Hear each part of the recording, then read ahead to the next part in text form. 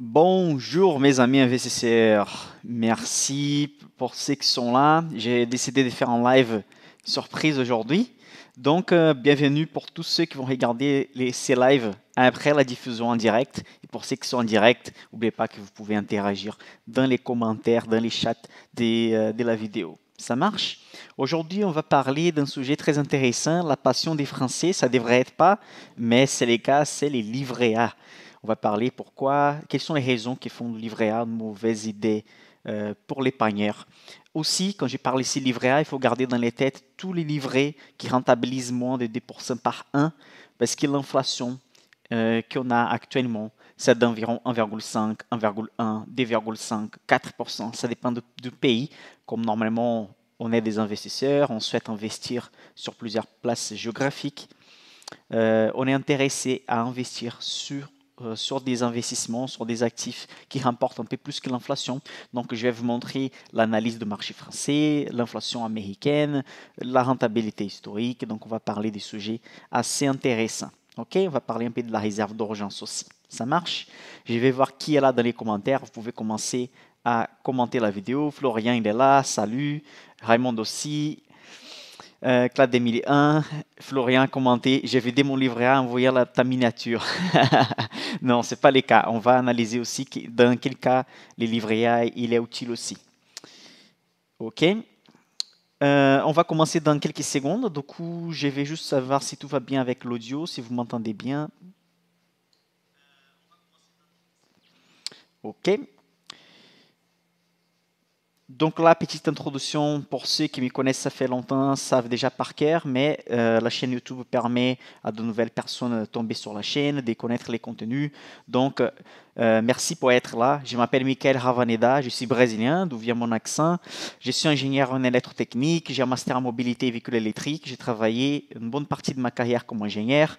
L'autre moitié, j'ai travaillé comme analyste financier. Je suis analyste financier agréé par la société française de la Société française d'analyse financière. Je suis spécialiste plutôt sur les small caps. Si vous allez chercher un peu des vidéos sur ma chaîne, vous allez découvrir ce que c'est. Ce sont les small caps, ce sont des sociétés, des petites capitalisations négociées en bourse. C'est où on va trouver plus de potentiel d'investissement. OK? Donc déjà, on va commencer en attaquant directement un point important qui c'est comment on va cumuler du capital, comment on devient riche. C'est simple, il faut que la recette qu'on a chaque mois, il faut que les revenus qu'on possède soient plus élevés que les dépenses. Ça, c'est basique, tout le monde sait ça. Ça fait partie, je pense, de l'éducation des bases, même que l'éducation financière ne soit pas diffusée comme il fallait. L'éducation des bases, tout le monde sait qu'il faut avoir une recette plus élevée que les dépenses. Dans cette partie, tout le monde est d'accord avec moi et je pense qu'il n'y a pas de mystère. Les problèmes viennent quand on commence à analyser l'épargne, la totalité de l'épargne. Parce qu'on arrive à épargner simplement si on fait recette moins dépenses. Si vous n'arrivez pas à épargner, il y a deux choses possibles. Soit votre recette, votre revenu n'est pas élevé, soit vos dépenses sont beaucoup plus élevées que la recette. Okay? Je voudrais parler de deux cas typiques ici. Par rapport à la recette élevée, il y a beaucoup de personnes en fait qui essayent d'économiser chaque centime, économiser les cafés, économiser les croissants, etc. Mais ne réfléchissent pas dans le sens d'augmenter les revenus. En fait, si vous voulez un jour devenir riche, riche dans le sens de devenir libre financièrement ou simplement arrondir la retraite, vous devez gagner plus. Chaque fois, vous devez penser à gagner plus d'argent, soit en termes de salaire, etc. Donc, la première chose que vous devez garder en tête, c'est que vous devez être fier à votre poche, vous devez être fier et soigner de la sécurité de votre pouvoir d'achat et de votre recette. Du coup, si vous voulez progresser professionnellement, pensez toujours à l'argent.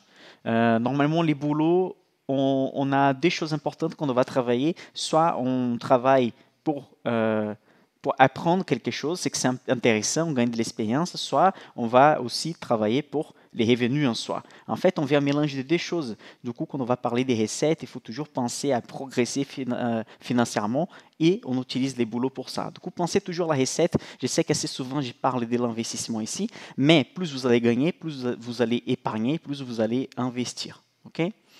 Les dépenses, c'est clair, hein, il y a des gens qui ont un revenu, par exemple, des 3 000 nets par mois. C'est que c'est beaucoup plus élevé que la moyenne des Français, mais préfèrent habiter dans les beaux quartiers où les salaires moyens, c'est des 10 000 euros. Du coup, cette personne dépense déjà des 1 000 euros des loyers. À la fin, ça reste 1 000 euros pour bouffer, juste pour dire qu'il habite dans un beau quartier, dans certains arrondissements de Paris. Donc, faites pas les cons, hein, je vais être direct au point. Vous devez vivre une vie réaliste, réelle par rapport à votre niveau des recettes et revenus. Donc, si vous voulez juste montrer que vous avez de l'argent, malheureusement, vous allez arriver à la retraite sans argent. Du coup, les dépenses sont très importantes, à faire attention. On doit évidemment profiter, sortir, manger, avoir de loisirs, mais il faut avoir un équilibre. Vous devez toujours gagner plus par rapport à ce que vous dépensez. OK? Bon, donc on sait que la recette principale pour l'épargne, c'est d'augmenter la recette, de diminuer les dépenses. C'est pas évident, hein, on n'augmente pas la recette en arrivant pour les patrons et en disant Monsieur, je veux un salaire plus élevé.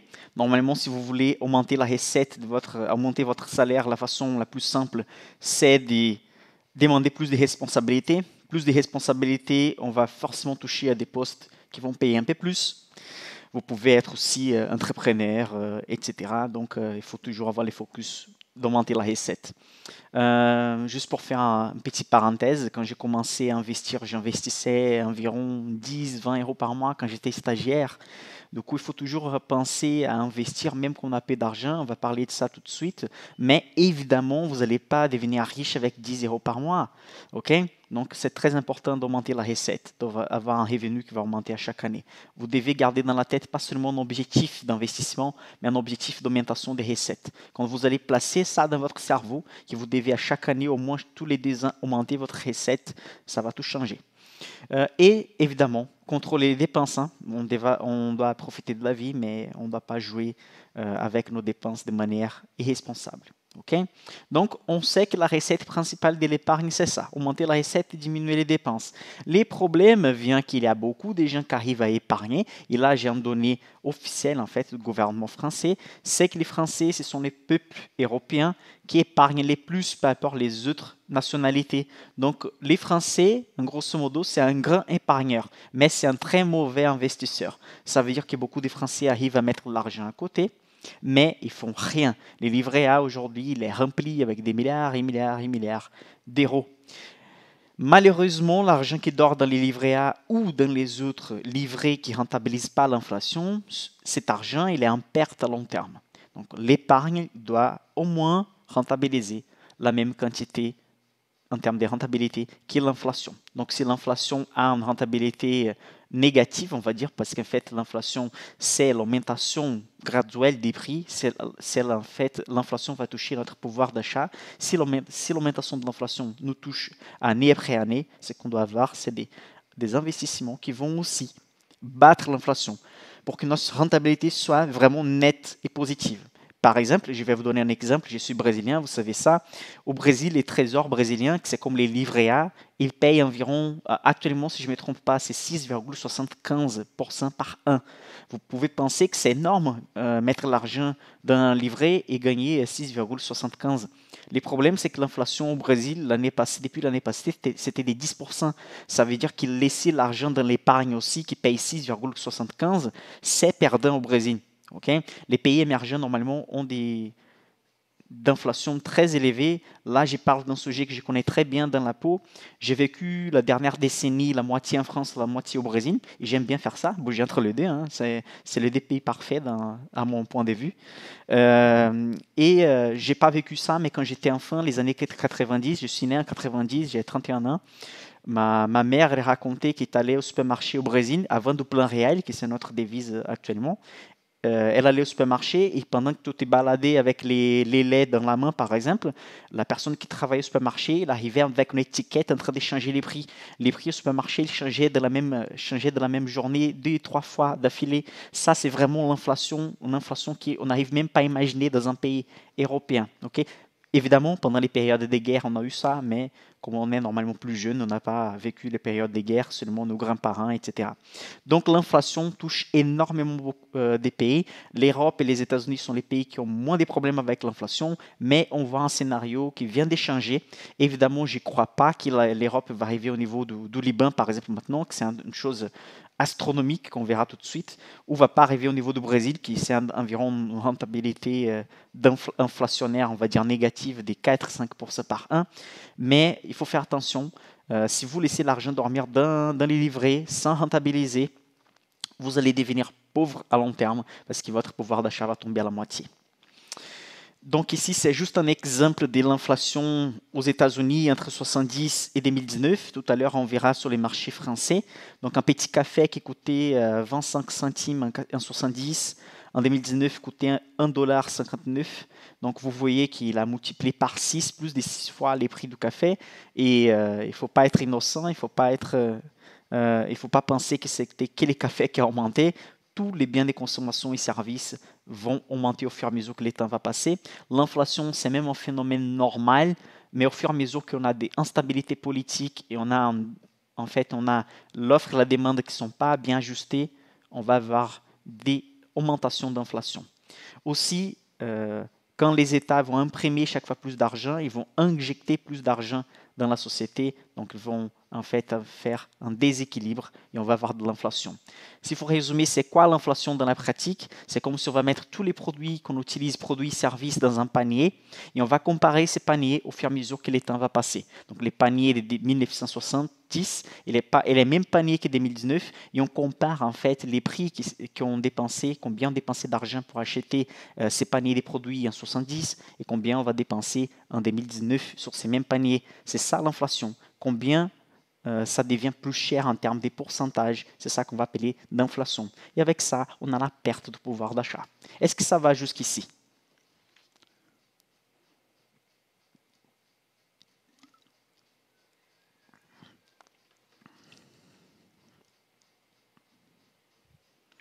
Très bien, on avance. Ici, on arrive où je voulais, qui c'est l'inflation française. Vous voyez qu'on a l'historique ici depuis 1970, c'est quand je suis né, jusqu'à 2016. Mais vous avez des données de 2020. Vous allez voir tout à l'heure les comparatifs de l'inflation avec les livrets A. OK? Donc là, c'est quoi les IPC? C'est l'indice, OK, des précifications à la consommation, donc du prix à la consommation. Donc vous voyez que c'est cumulé ici. Du coup, l'inflation des 49%, c'est la perte des pouvoirs d'achat des Français entre 1990 et 2016. Du coup, pendant 26 ans, dans la période qu'on regarde ici dans ces graphiques, les Français ont perdu 49% de pouvoir d'achat. Pour mettre dans la pratique, ça c'est quoi? On peut traduire comment ça? Imaginez que quelqu'un qui avait 1 million d'euros en 90, en 2016, c'est 1 million d'euros et pouvait acheter seulement la même chose que 490 000 euros. Donc ça veut dire qu'elle a perdu plus de 500 000 euros en termes de pouvoir d'achat. Si cette personne n'a pas investi, évidemment.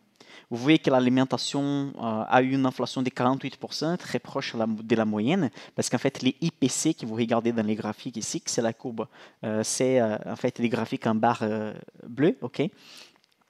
Il est en fait la moyenne de l'augmentation de tous les secteurs, de l'alimentation, des produits, de l'énergie, des services, du tabac. Okay? Donc en fait, l'IPC, c'est la moyenne de tous les secteurs de consommation qu'on a. Et ensuite, on a la courbe en rouge, en jaune, en vert, okay? Avec les secteurs. Donc on voit que l'alimentation a une augmentation de 48%. Les produits manufacturés ont une inflation de 7%, donc pour la plus petite. L'énergie, 82%, du coup c'est énorme l'énergie. Okay?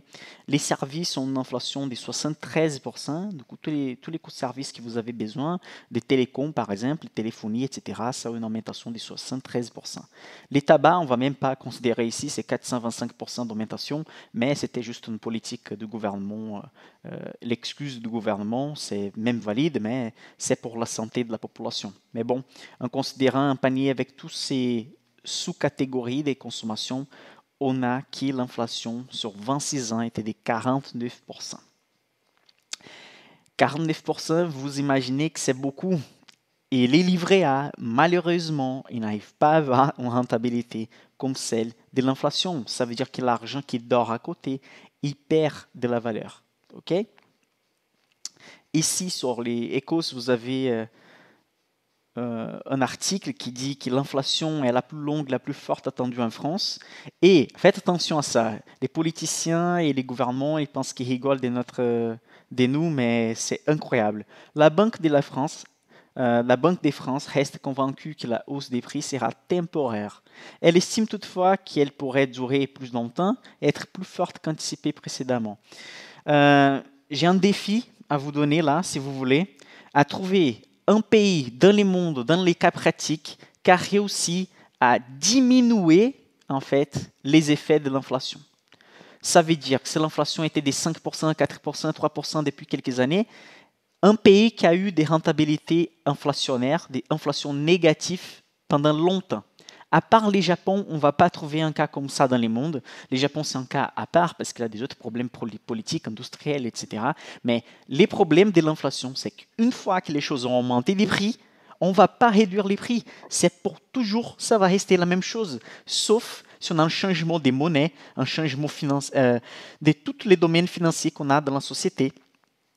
Ça ne va pas changer. La perte des pouvoirs d'achat, c'est pour l'éternité, c'est pour toujours.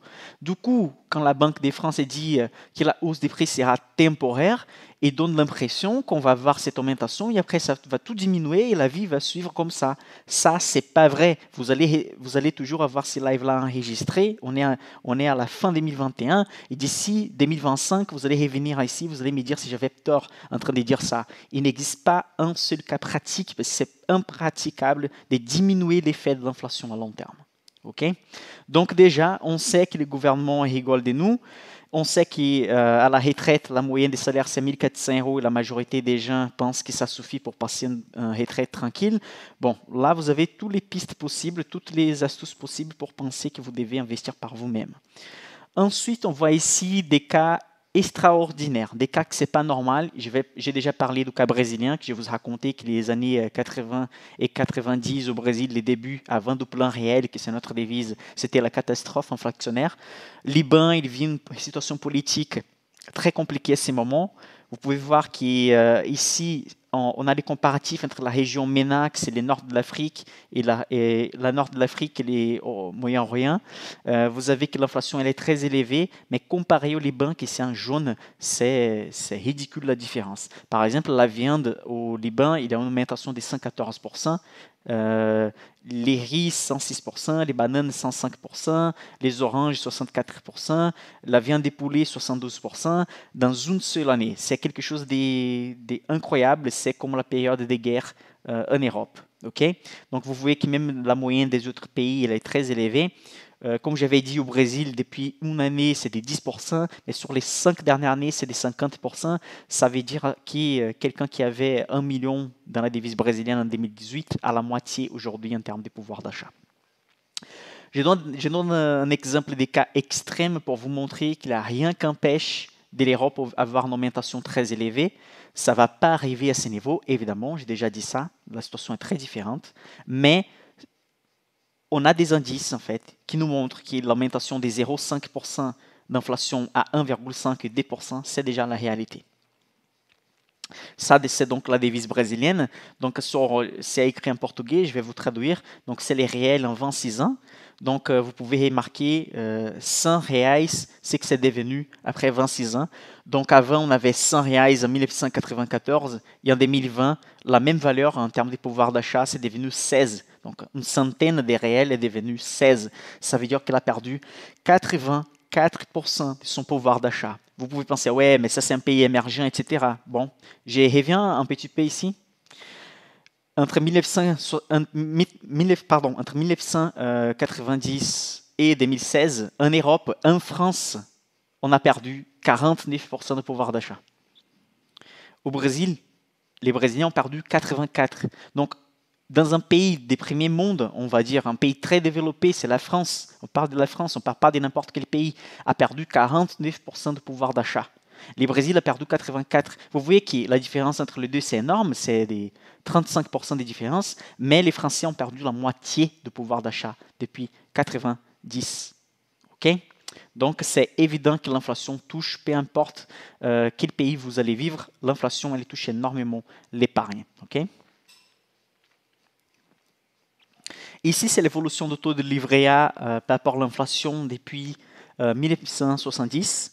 Donc, vous voyez qu'entre 70 et la moitié des années 80, 85 plutôt, l'inflation, elle était plus élevée que les livrets A. C'est les cas qu'on vit maintenant. Mais en 85, en fait, ça a inversé. Les livrets A, ils avaient une rentabilité un peu plus élevée que l'inflation. Du coup, c'était cool. On laissait l'argent dans les livrets A les années 90, les années 2000, jusqu'à 2010, ça va. En fait, les livrets A, ils payaient au moins l'inflation. Ensuite, à partir de 2016, on a vu que l'inflation a dépassé en fait la valeur des rentabilités du livret A. Ça veut dire que laisser l'argent dans les livrets A, c'est la même chose que jeter de l'argent à la poubelle. On verra tout de suite quelles sont les utilités du livret A parce qu'il sert à quelque chose, mais garder tous les patrimoines d'une vie dans les livrets A, c'est pas intelligent. Donc, la seule utilisation pertinente du livret A, à mon avis, c'est la réserve d'urgence. Et à nouveau, j'ai fait une remarque ici. Quand je parle de livret A, j'ai parlé de tous les livrets, tous les fonds héros, toutes les choses qui rentabilisent moins que l'inflation. Toutes les choses qui rentabilisent moins de l'inflation, c'est synonyme ici des livrets A. Okay? Donc, la seule utilité de ces bandes des livrets qu'on a, c'est seulement d'utiliser comme réserve d'urgence. La réserve d'urgence, c'est les matelas de sécurité qui servent pour les problèmes graves de santé, les changements professionnels, une année sabbatique si vous voulez, aide à quelqu'un de la famille. Donc, peu importe, c'est un argent que vous allez utiliser pour vraiment des urgences dans la vie. Okay? Si vous avez une voiture et vous avez besoin d'échanger la voiture grâce à un nouveau boulot, par exemple, etc. La réserve d'urgence doit valoir un montant entre 3 et 6 fois vos dépenses mensuelles. Les livres de gestion des patrimoines conseillent entre 3 et 6 fois les dépenses mensuelles pour un Européen. Évidemment, par exemple, pour un Brésilien, un Latino en général, c'est jusqu'à 12 fois parce que l'instabilité est beaucoup plus élevée, c'est beaucoup plus facile d'être viré de boulot, etc. Du coup, vous devez toujours considérer où vous habitez, quel est votre métier. Pour les entrepreneurs en France, par exemple, je considère qu'aller jusqu'à 10 fois les dépenses mensuelles, c'est intelligent. Okay? On sait qu'en France, on a beaucoup d'aides aussi, au cas où on perd les boulots, etc. Mais entre 3 et 6 fois les dépenses mensuelles, c'est cool déjà d'avoir à côté. Ça doit dormir dans un livret A. Pourquoi? Parce que cet argent, l'objectif, c'est pas de rentabiliser.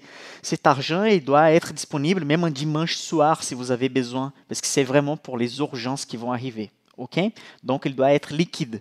Liquidité, c'est la capacité de transformer un actif dans un autre actif qui c'est normalement l'argent. Okay?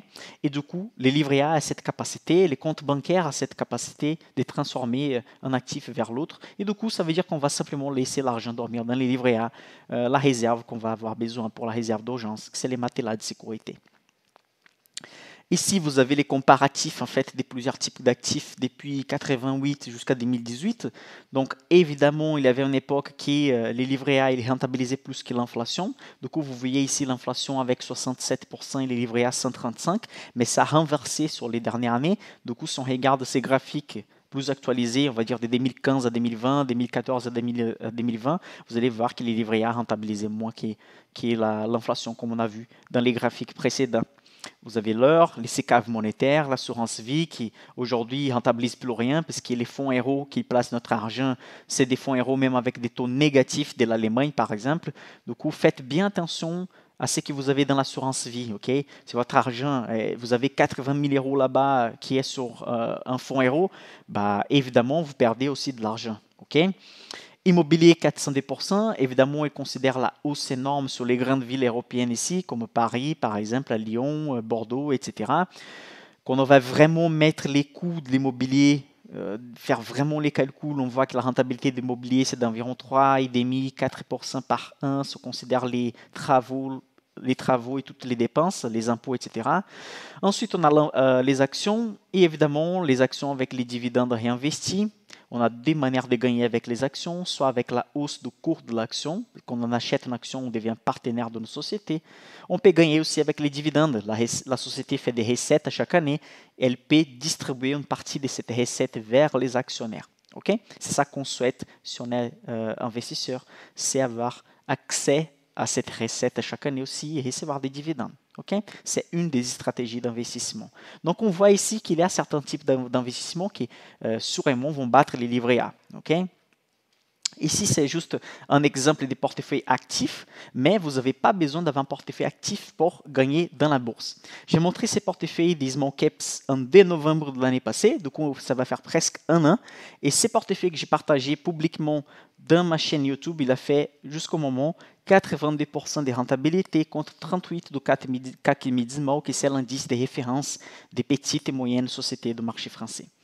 J'ai placé ces captures d'écran ici, pas juste pour vous montrer la bonne rentabilité de portefeuille, mais pour vous montrer que quelqu'un qui avait acheté un ETF, un panier d'actions, ok? Donc si vous avez un courtier, vous pouvez acheter un panier d'actions à la place d'acheter Louis Vuitton, Kering, Renault, etc. Vous pouvez acheter les 40 plus grosses sociétés de marché français dans un seul coup.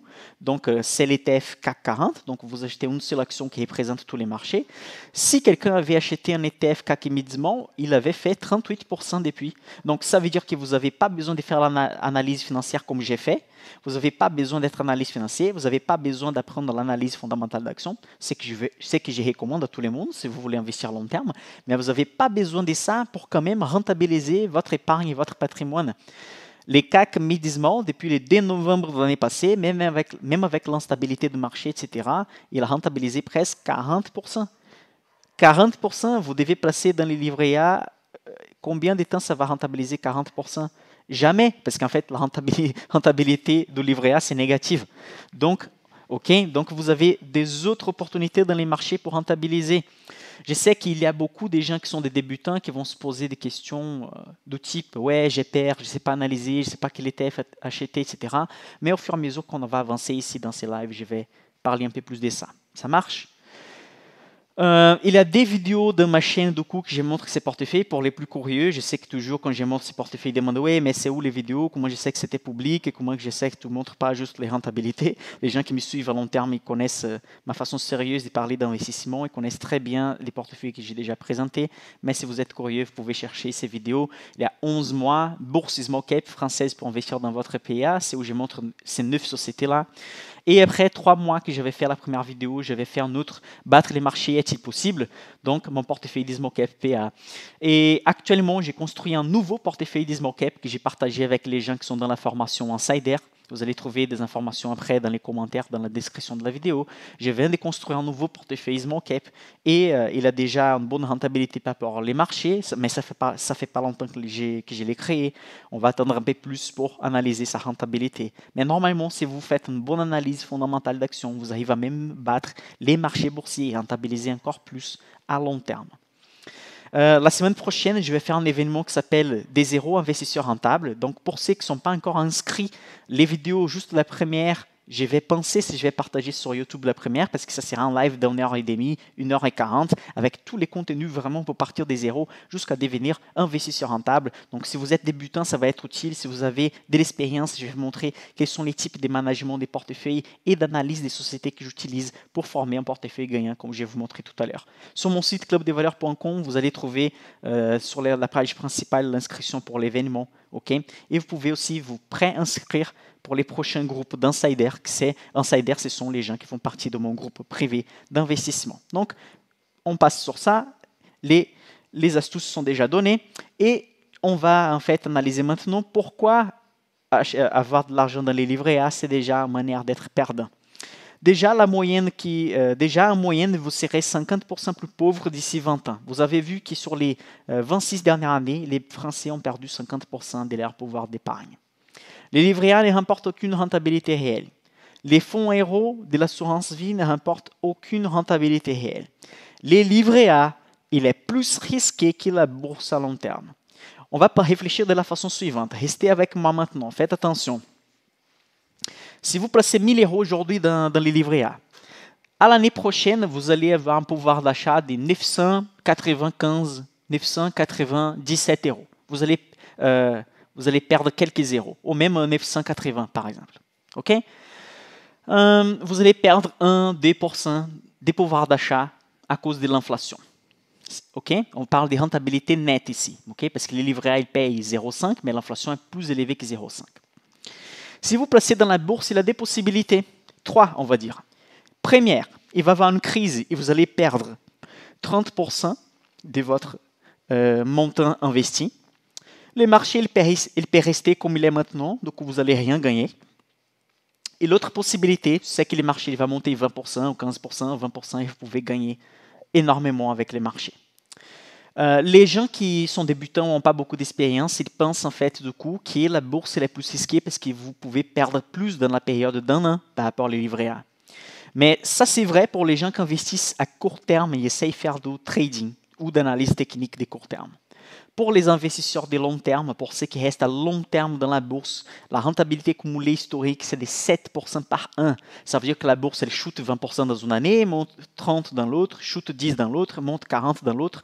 À long terme, la bourse, elle est gagnante. Pourquoi? Parce que tous les secteurs de marché, ils sont dans la bourse. Si l'immobilier ne va pas bien, l'industrie, elle va bien. Si le luxe, il ne va pas bien, pour une raison, par exemple la crise en Chine, il y aura par exemple les secteurs financiers qui va bien. Pendant les crises, les sociétés en dette, elles sont perdantes et donc elles vont à faillite. Il y a des autres sociétés qui vont les remplacer dans les marchés et vont être gagnantes. Il y a des produits et services qui existent aujourd'hui qui à 20 ans n'existaient pas. La téléphonie a changé. Tous les sites qu'on a maintenant, ça n'existait pas. Beaucoup des services et produits qu'on a aujourd'hui ont été créés sur les dernières décennies. Et la bourse, c'est le résumé, c'est la synthèse de tous les marchés, de tous les secteurs qu'on possède dans la société. Les sociétés cotées en bourse, elles sont faites pour des êtres humains comme nous. On bosse pour des sociétés cotées en bourse. Les sociétés cotées en bourse, ce n'est pas juste un numéro qu'on affiche sur l'écran et on essaye de gagner avec. On veut devenir partenaire des sociétés. On veut devenir en fait un partenaire qui va rester à long terme avec les sociétés. Et à long terme, la bourse, elle est gagnante. Ça fait des siècles qu'elle gagne. Peut-être au futur, elle ne va pas avoir une rentabilité si élevée comme on l'a eu dans les passés, des 7% par an. Ça peut tomber à 5, 5,5, ou peut même monter à 9, on ne sait pas. Mais de la façon que la bourse elle est créée, elle sélectionne déjà les chevaux gagnantes à long terme. La bourse, elle n'est pas un pari. Quand je parle des chevaux, ce n'est pas un pari, ce n'est pas un casino. C'est quelque chose que vous allez en fait choisir des bonnes sociétés pour devenir partenaire et gagner avec. La rentabilité de l'immobilier net, c'est de 3,5% par an. La rentabilité cumulée de l'inflation, c'est de 1,8% sur les dernières années. Okay, donc on va considérer les années 90 aussi qu'il y avait d'instabilité. Et la rentabilité actuelle du livret A, c'est de 0,5% par an. Donc le livret A, il est plus risqué que la bourse à long terme, car si vous imaginez d'ici 20 ans, vous allez perdre presque 50% de votre argent qui ne rentabilise pas. Par contre, dans la bourse, si vous passez 20 ans, 30 ans avec un portefeuille diversifié, toutes les études montrent que vous allez être gagnant dans la bourse. J'ai déjà montré ça sur beaucoup de lives de ma chaîne. Donc si vous tombez sur cette vidéo pour la première fois, je vous invite à regarder des autres vidéos parce que j'ai déjà montré comment la bourse elle va donner une prime aux investisseurs qui restent à long terme. Okay? Surtout si vous avez un portefeuille bien diversifié et vous suivez une stratégie. Il y a aussi la question, il est toujours les moments d'acheter, les marchés il est très haut, il y a beaucoup d'instabilité, etc. Il y a 7 vidéos dans ma chaîne, vous allez, après ces lives-là, vous pouvez aller regarder cette vidéo que j'ai fait, où il y a cette image-là, et je vous montre en fait un comparatif du pire investisseur de l'histoire et du meilleur investisseur de l'histoire. Quelqu'un qui achetait juste avant les crises, il investissait et la bourse elle tombait. Comment a terminé les portefeuilles de cet investisseur s'il a resté à long terme? Vous allez voir qu'il a terminé gagnant, même en passant par les pires périodes des crises. Du coup, oui, il est toujours le moment d'acheter. La seule remarque que j'ai faite, c'est que vous ne devez jamais placer dans la bourse une quantité d'argent que vous allez avoir besoin à court ou moyen terme. Vous n'allez jamais acheter quelque chose dans la bourse au hasard sans savoir ce que vous achetez. C'est pour ça que j'ai conseillé aux débutants de commencer avec les paniers d'actions, que ce sont les ETF. Vous pouvez commencer doucement avec la bourse aussi. Vous n'avez pas besoin de mettre 1000 euros, 500 euros ou tous les pouvoirs d'épargne que vous avez. Vous pouvez commencer avec 100 euros par mois, 50 euros par mois, juste pour comprendre comment ça marche.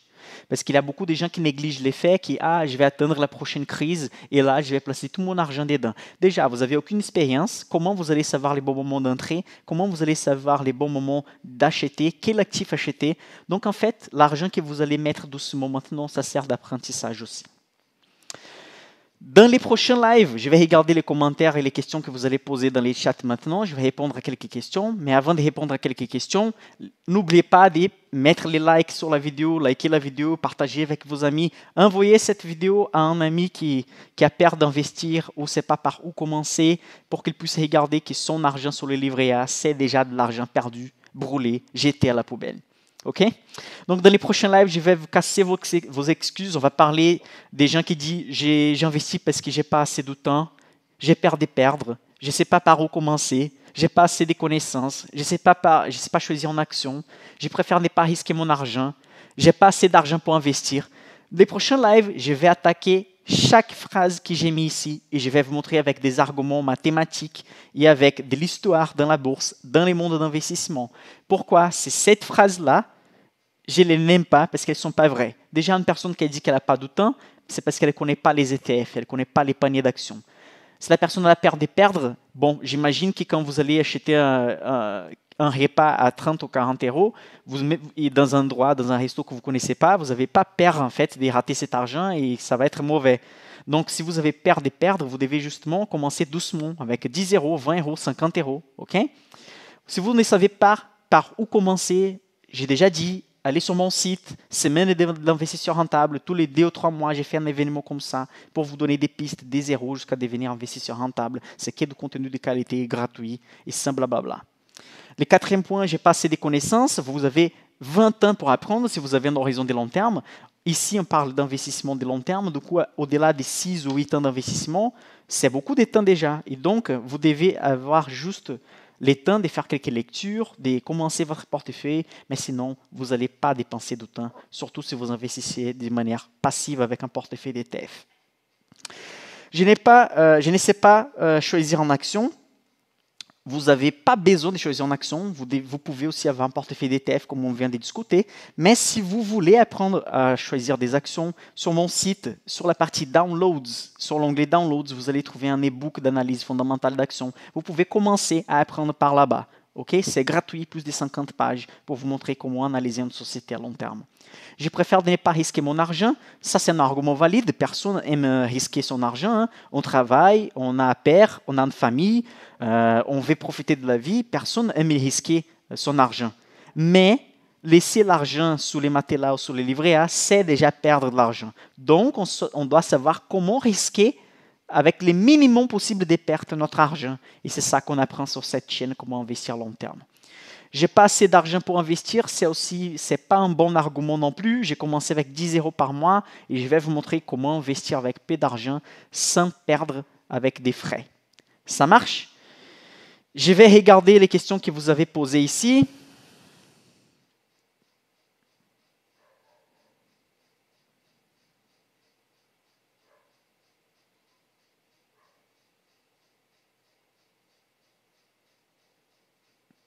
J'ai vu ici que dans la discussion, vous parlez des investissements programmés aussi avec des ETF. Ça, c'est possible, par exemple, avec Trade Republic. Il y a des courtiers que vous pouvez simplement automatiser les achats. Du coup, vous allez juste envoyer l'argent chaque mois et il va acheter les actifs que vous aviez choisis. OK?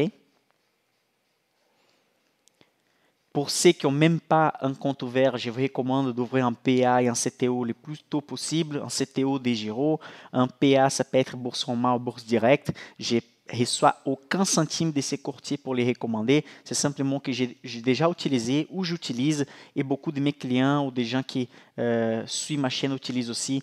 Vous pouvez toujours ouvrir un compte, c'est gratuit et commencer à investir. OK?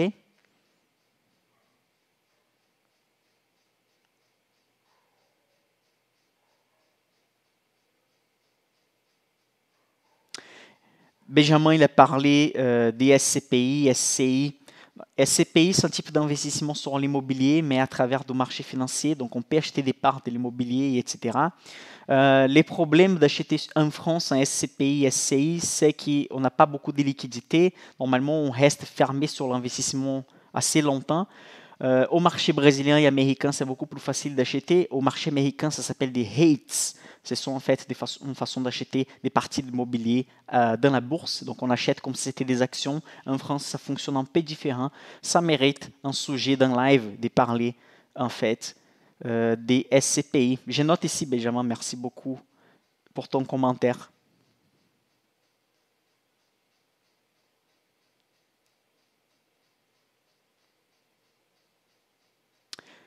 Flo a fait un commentaire, il a dit que Desgiro a déposé lui de l'argent, il a acheté OVH après ma vidéo. Pour ceux qui sont intéressés sur OVH, j'ai fait une analyse des pré-introduction à la bourse. Donc, j'analysais les données financières de la société avant qu'elles soient cotées dans la bourse. OK?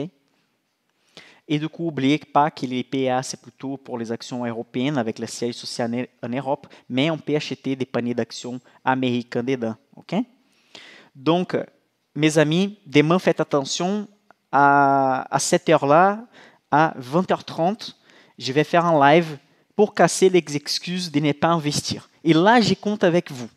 Là, je compte avec vous parce que demain, à 20h30, vous allez envoyer les liens de ma chaîne et vous allez inviter quelqu'un que vous connaissez, qui n'investissait pas, quelqu'un qui n'investit pas, quelqu'un qui n'est pas intéressé sur les marchés, quelqu'un qui laisse l'argent dormir sur le livret A. Et vous pensez que cette personne peut être intéressée pour les investissements, mais elle ne sait pas par où commencer, elle a peur, elle dit qu'elle n'a pas beaucoup d'argent, elle a peur de risquer. Je suis sûr que vous connaissez au moins une personne comme ça. Donc, je vous invite à partager les liens de ma chaîne, ça m'aide beaucoup à progresser sur la chaîne aussi, à partager encore plus de l'éducation financière et toucher chaque fois plus des gens. Comme ça, on va développer notre marché financier aussi, plus d'investisseurs, on va avoir plus d'outils, plus en fait des frais réduits, plus notre marché va développer, plus notre société va améliorer avec l'éducation financière. Je compte avec vous. Je vous remercie pour aujourd'hui d'avoir regardé cette vidéo, d'être ici présent avec moi. N'oubliez pas la pouce bleu et on se voit demain à 20h30 pour casser les excuses de ne pas investir à long terme. À plus mes amis.